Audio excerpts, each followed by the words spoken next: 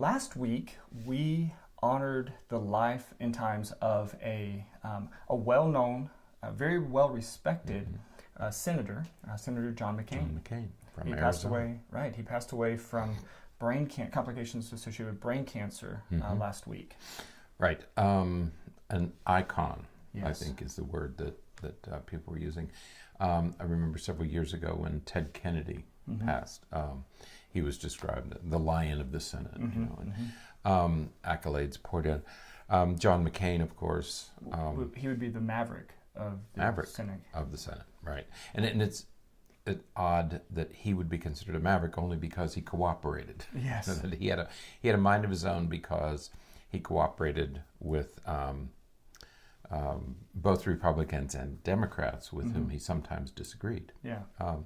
And so his status as a national hero, I think, was forged while he was a prisoner of war in Vietnam. Curiously, my children didn't know this, that he was offered the opportunity to be sent back to the United States because his father was an admiral in the Navy, and there was going to be some sort of, because of his importance and the importance of his father, he was offered the opportunity to leave. He refused. Right. Which, within less than a year of his captivity, this offer was sort of placed out on the table for him, and he refused. And he spent 5.5 years in a prison camp and was tortured. Had his arms broken and some other things.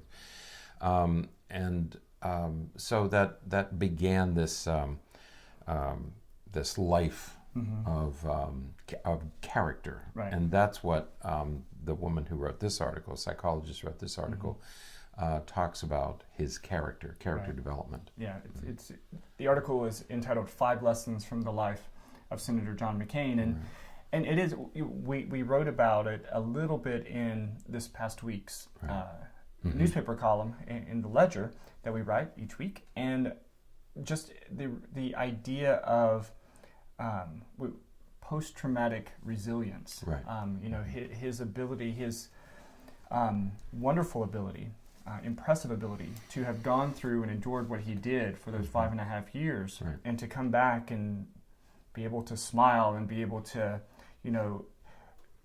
continue his life in a very productive meaningful way. To overcome the effects of trauma. There's a great discussion in our country now about the effects of trauma, about the ACEs study and the effects of trauma on later development. But here's a man who endured tremendous trauma for 5.5 years and somehow came back and as you say, had a productive, fulfilling life and won the respect of almost everybody in the country. There are a few outliers who chose not to recognize his character, but that's what we liked about this article. That many of the tributes to McCain were political. They were about how his leadership and those sorts of things. This article was attractive to us because it talks about John McCain from a psychological perspective, and so that was the appeal to this. It's not a political issue. It's more about his character development, and especially his resilience and the way he lived his life after the trauma. Yeah. So let's talk about the 5 lessons. The first lesson that the author mentions is the lesson that everyone makes mistakes, but successful people learn from them. Exactly. And I think that there have been some really nice, impressive quotes that can be pulled from some of his speeches, where he demonstrates just that. Where he even says, "I was wrong," and I have participated in this type of behavior that I'm now chastising, and I was wrong in doing that, and so is everyone else that's doing it. Right. There was a famous incident when he was on the campaign trail, I think in the 2000 campaign, for the Republican nomination, where he was asked about the Confederate flag flying over the South Carolina courthouse, and he hedged a little on that, didn't answer the question, and later apologized, said, "I was wrong. I took the safe route, and I was wrong. That was a mistake. I should have stood by my principles and didn't," and he acknowledged that. Right. And probably didn't repeat that mistake many times thereafter. Right, right. The second lesson is that democracy thrives on collaboration and flexible thinking. Right. And again, you kind of go into the point that you made just a moment ago. You know, and it says democracy thrives on collaboration, but we all thrive on collaboration and flexible thinking. You know, he was one to go across the aisle. He did. One of the few who would go across the aisle. Yeah. And you know, there are, you know, I remember a very important, and again, this isn't meant to be political, it's just meant to demonstrate how he was that flexible and didn't remain rigid to the party lines, if you want to refer to it that way. But I remember when he was running for president and he was doing a town hall meeting, and a woman stood up and said, you know, started talking really poorly about President Obama and raising a lot of sort of concerns about Obama that were really popular in the tabloids, at least.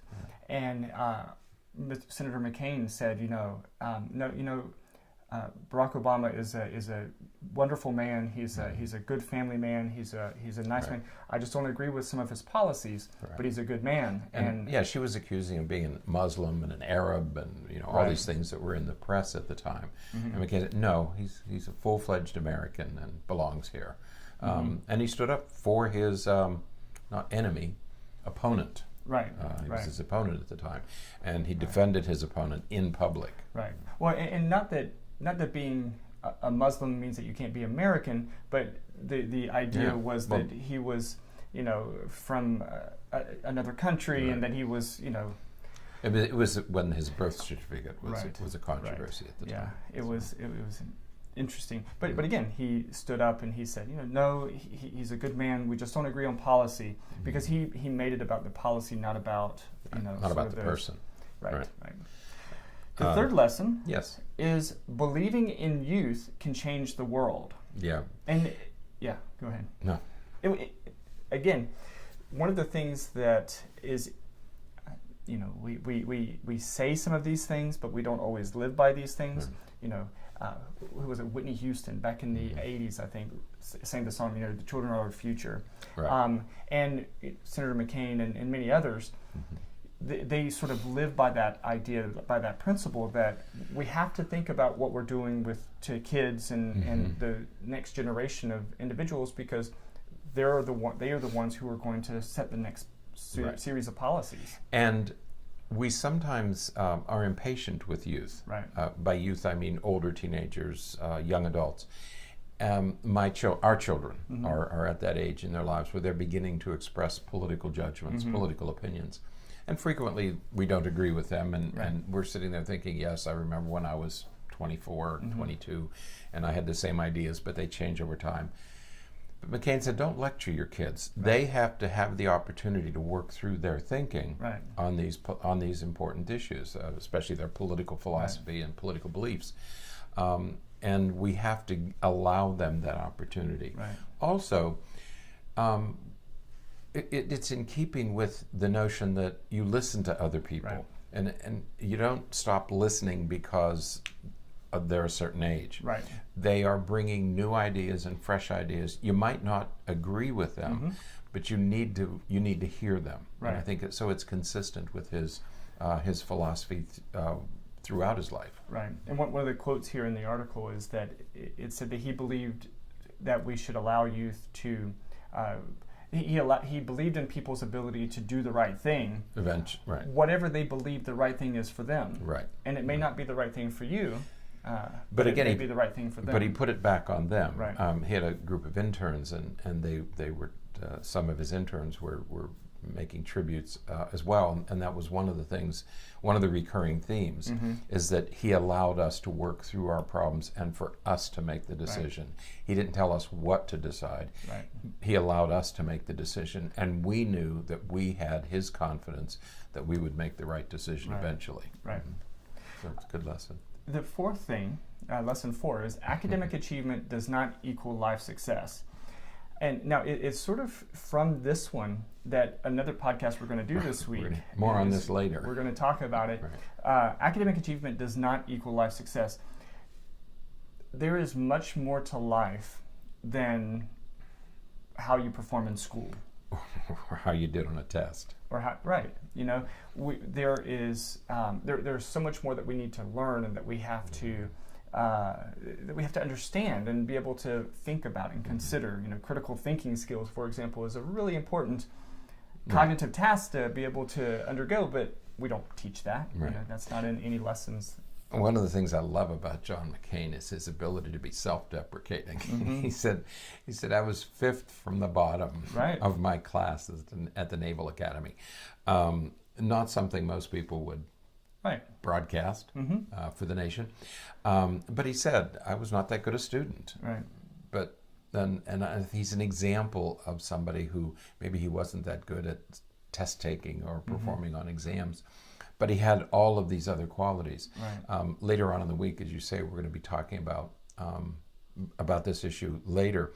And one of the things that happens to be a physician makes is people don't lose their jobs because of their test performance. They lose their jobs because of interpersonal problems or their attitude or their behavior. Right. And these are the very things that McCain developed throughout his life, with these character issues. Mm-hmm. Yeah, and which of course brings up another, and this is a completely separate point that we're not going to talk about this week, but there was a report that just came out within the last couple of days talking about here in Florida with all the teachers. Oh, the teacher exams. The teacher exams. Yeah, there are over 1,000 teachers. Now we have a teacher shortage in Florida right now. I think there are 100 and some teachers just in this county that we're short. At the same time that we're giving them this exam, and I took that exam when I moved back to Florida. I had to take it when I moved back to Florida. I took it after graduate school. Right. Mm-hmm. It's not an easy test. No. And it's like taking the SAT or there's algebra and all this other stuff. There's nothing to do with teaching. Well, and what I'll say is, because I think that many people we're completely off task right now, but it's okay. Actually, why don't we could do that as a podcast. Well, but we'll do it another time. When he gets something, he has a hard time letting go. But the issue is not the point that people try to make is we need to have teachers who can pass this test that are going to be high performing teachers in the classroom. And I don't think anyone would disagree with that. The problem is that a lot of these teachers that are failing the test have been in the classroom, have proven track records, have been deemed highly successful teachers in the classroom. They perform very well, but then they take this test, and as you said, the test has things on it that they don't use in their classroom. Has nothing to do with teaching. And so they fail the test and they're not allowed to teach anymore, despite a very well-proven track record. If the test tested their teaching ability, we would be okay. I still wouldn't be okay because it's a single measure. Right. Okay. Yeah. It's funny in our field. We say you never use a single measure to make a decision. Right. We say it over and over and over and over again. We say it with school children, college students, medical students. You never use one score. Right. I mean, think of all the college acceptance committees, the data that they pour over because you don't want to just use an SAT score or grades and here we are with a teacher shortage saying, well, if you don't pass this single measure, you are out of a job. It doesn't matter how well you've done for the past 5 years in the classroom. The last time you took algebra was 25 years ago. Right. You can't calculate a tip in a rest. It doesn't matter. It has nothing to do with your teaching. Right. Okay. But that's the point that McCain was making, is that there's more to this. And we have such a hang-up these days about our children's academic performance, where parents come in and say, well, he has to get A's and B's. Why? He has to have over a 4.0 GPA. Because he has to go to the university. We said about 2 or 3 weeks ago, the path to success is very wide. Right. Don't narrow it for your children by saying they have to get all A's or they have to get over 4.0. There are many ways to succeed. Right, absolutely. And that's what he was saying. Yeah. Don't don't rely too heavily on academic success. Right, exactly. And the final lesson, lesson 5, is that relationships are the heart of a thriving nation. Relationships are the heart of a healthy life. Family. Yeah. School. Right. You can classroom. Replace the nation with anything else. Exactly. That's what when I first saw this, I said relationships are the heart of any organization. Right. Everything from a country, a continent, down to your family. Right. Mm-hmm. Yeah. You have to have good relationships. And again, Senator McCain really he lived it. Mm-hmm. Emanated that in all of his relationships, and he had very strong relationships with people on both sides of the political spectrum, and it's again an example that hopefully more people will choose to follow. Yeah, like over relying on a single test score, we talk about cooperation among our politicians. Our system of government has typically been a two-party system, and the parties have always compromised. Until recently, the parties have always compromised. They had different opinions, different viewpoints, but they found some common ground, and that's what has made our system work, is compromise. Right. We've lost that. Everybody says we've lost it, but again, nobody's doing anything about it. We still have 1,000 teachers who can't work during a teacher shortage, and we have gridlock in Washington, and nobody's doing anything about it. They talk about it. All the senators talk about gridlock. Nobody does anything about it. Exactly. Men like McCain and Kennedy and others, I'd like to think could have done something about it. Yeah. So we have to foster those healthy relationships, and those, because those relationships are going to be what really helps us accomplish what we're trying to accomplish. That's right. So. It's the compromise. Even with your, you argue with your children, but we talk frequently on these podcasts about collaborative problem solving. And there again, that's about respecting the views that other people have, whether they're your children or your spouse or another senator. Right. Absolutely so. All right. Well, that is it. But, check out this article. They go into a little bit more detail about some things, but it's an easy read. But it's wise to look back and reflect on some of the things we can learn from Senator McCain's life, and some of the things that he accomplished during his life. So. Right. Yeah, these are times when you pause and get some perspective. And this is worth thinking about the life that he lived and the example that he set when it comes to character. Right. Absolutely. So, all right. That is it for today. We have some new intro music and some new graphics and stuff for those of you who are watching on YouTube. We'd love to hear what you think of it, and if you have any suggestions or thoughts or ideas, we'd love to hear from you about those things. So share with us. All right. Love to hear from you. Absolutely. Yeah. So, all right. Until next time, stay happy, stay healthy, and forget to be afraid.